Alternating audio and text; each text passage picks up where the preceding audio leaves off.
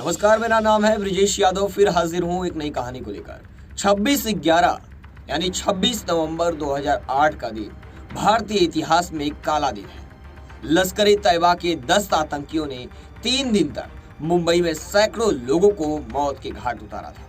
Police और NSG के operation में 9 आतंकी मारे गए थे और एक आतंकी को गिरफ्तार किया गया था। 9 आतंकियों की लाश को मौलवियों ने दफनाने से इनकार कर दिया था। आइए जानते हैं इस कहानी में कैसे इन आतंकियों की लाश को दफनाया गया। भारत के सबसे दुर्दांत आतंकी हमले यानी 26/11 मुंबई हमले की 26 नवंबर को 14वीं बरसी है। पाकिस्तान से आए लश्कर-ए-तैयबा के 10 आतंकियों ने 3 दिन तक मुंबई में आतंक का खूनी खेल खेला था। इस हमले में 167 लोगों की जान गई थी। 3 दिन तक चले इस ऑपरेशन में 9 आतंकी मारे गए थे। वहीं एक आतंकवादी अजमल आमिर कसाब को पुलिस ने गिरफ्तार कर लिया था। इन 9 आतंकियों की लाश दफनाने के लिए मौलवियों ने इनकार कर दिया था। मुंबई पुलिस ने इसके बाद बेहद खुफिया तरीके से इन आतंकियों की लाश को ठिकाने लगाया था। मुंबई पुलिस के पूर्व कमिश्नर राकेश मारिया ने अपनी किताब लेट मी से इट नाउ में बताया था कि आतंकवादियों की लाश को किस तरह दफनाया गया था। राकेश मारिया ने लिखा, पाकिस्तान आतंकियों की शव को लेने को तैयार नहीं था, यानी उनकी बॉडी को पाकिस्तान नहीं ले रहा था। मुस्लिम कब्रिस्तान में काम कर रहे लोगों ने जगह देने से इनकार कर दिया। उनका कहना था कि उन्होंने ऐसा काम किया है जिसकी इस्लाम में इजाजत नहीं है।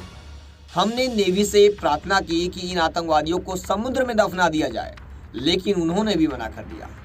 मेडिकल स्कूल के लिए भी यह बॉडी किसी काम की नहीं थी, क्योंकि अब बुरी तरह से सड़ चुके थे।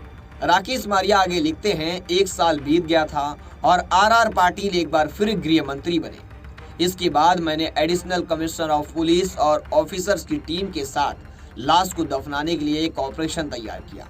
हमने गृह सचिव चंद्रा आयगर और आर पाटिल के साथ सारी डिटेल शेयर की थी। आखिरी वक्त में हमने एक मस्जिद के मौलवी से संपर्क किया और वो लाश दफनाने के लिए तैयार हो गए थे। हमने मुर्दा घर के गार्ड को भी भनक नहीं लगने दी। ताबूत भी अलग अलग डीलर से मंगवाए थे। इसके बाद बॉडी को प्राइवेट एम्बुलेंस में रखा गया।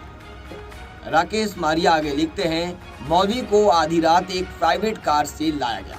उनकी आंखों में पट्टी बंधी हुई थी। उन्हें एक सुनसान जगह पर ले जाया गया, जहां लाशें दफनाने के लिए मैंने पहले से ही चुनी थी वो जगह को। सुबह से क्राइम ब्रांच के लोग उनके लिए कब्र खोद रहे थे।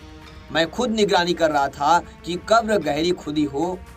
मौलवी के आंखों से पट्टी खोली गई। उन्होंने जनाजे की दुआ पढ़ी और उनका अंतिम संस्कार किया। मौलवी की आंखों में फिर पट्टी बांधी गई और उसे कार से वापस छोड़ दिया गया। राकेश मारिया आगे लिखते हैं, कुछ महीनों बाद एक दिन राज्यपाल विधानसभा में यह मुद्दा उठाया गया। गृह मंत्री ने सदन को इस ऑपरेशन के बारे में बताया। गृह मंत्री ने कहा कि सुरक्षा कारणों से कब्रों की लोकेशन के बारे में नहीं बताया गया है, यानी जिधर पर ये बॉडी को गाड़ा गया है ये किसी को नहीं बताया गया है। जिस मौलवी से दुआ पढ़ाया गया उसके आंख में भी पट्टी बांधकर उस जगह पर उसे ले जाया गया था। ये कहानी आपको कैसी लगी हमें कमेंट सेक्शन में जरूर बताएं। फिर मिलेंगे एक नई कहानी के साथ, तब तक के लिए जय हिंद।